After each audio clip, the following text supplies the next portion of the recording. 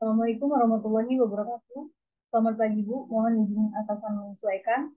Izin, Bu, izin mempresentasikan penerapan sistem informasi transportasi jalan terkhusus area traffic control system. Izin, Bu, izin memperkenalkan diri. Nama Taruni Remaja Aisyah Rofi Ramadhani, notar 2202018, kelas MTJ 2.16, nomor absen 01. Dengan dosen pengampu Ibu Eli Jumali. Sebelumnya, Sebelum memasuki area traffic control system, izinkan saya untuk mendefinisikan area traffic control system. Area traffic control system atau lebih dikenal dengan istilah ATCS adalah suatu sistem pengendalian lalu lintas berbasis teknologi informasi pada suatu kawasan yang bertujuan untuk mengoptimalkan kinerja jaringan jalan melalui optimal dan koordinasi lampu lalu lintas di setiap persimpangan jalan.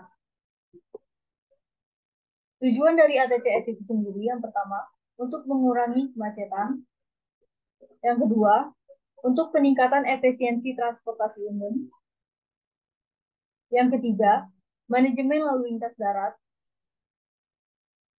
Yang keempat, pemantauan dan pengawasan. Yang kelima, peningkatan mobilitas. Komponen area traffic control system ada dua, yaitu hardware dan software. Untuk hardware itu sendiri, terdiri dari data dan SOP atau standar operasional prosedur. Untuk hardware, terdiri dari perangkat, apil, CCTV, pengeras suara, dan vehicle detector. Selanjutnya, komponen area transport system terdiri dari orang,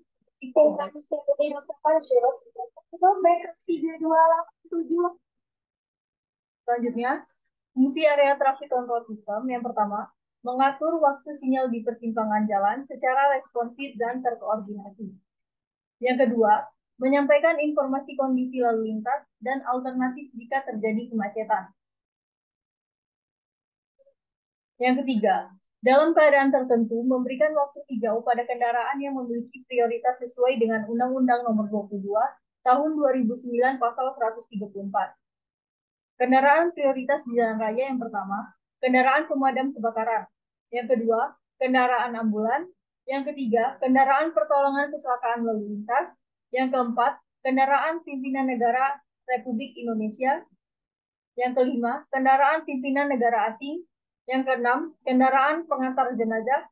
Dan yang ketujuh, kendaraan konvoi berkepentingan tertentu.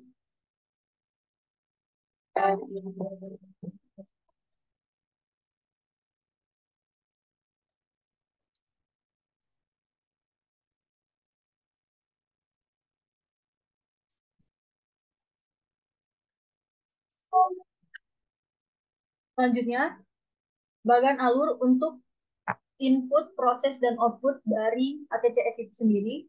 Yang pertama, dimulai dari CCTV yang memvideokan capture kondisi lalu lintas dan perilaku kendaraan.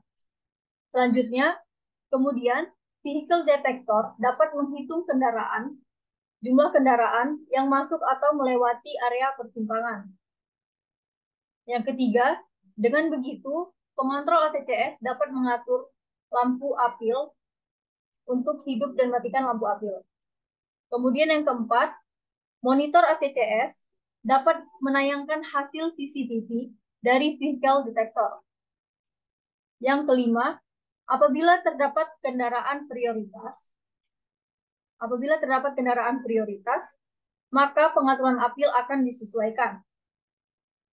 Jika terdapat kemacetan, petugas ATCS akan menginformasikan kepada petugas lalu lintas, yang kemudian petugas lalu lintas mengatur dan mengawasi kegiatan. Apabila terdapat pelanggaran, maka petugas ATCS akan mengatur pengendara melalui pengeras suara. Dan yang keenam, petugas ATCS membuat laporan terkait hal-hal yang terjadi di persimpangan, kemudian data tersebut dikumpulkan ke pusat data ATCS, kemudian data tersebut dilaporkan kepada pimpinan dan manajemen. Pimpinan dan manajemen mendapatkan laporan untuk mengevaluasi dan memberikan tindakan lebih baik ke arah ke depannya. Untuk hasil dari bagan alur ini sendiri menghasilkan data yang berupa jumlah kendaraan, pelanggaran yang dilakukan, berapa lama atau seringnya kemacetan. Selanjutnya, faktor dan cara pengendaliannya.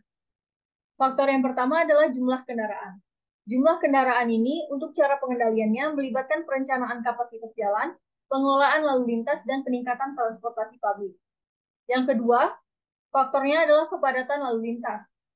Pengendaliannya dapat dilakukan dengan penyesuaian waktu sinyal lalu lintas, penggunaan jalur khusus, dan aturan lalu lintas yang ketat. Yang ketiga, kebutuhan perjalanan. Pengendaliannya termasuk pengembangan sistem transportasi yang efisien dan infrastruktur transportasi yang memadai.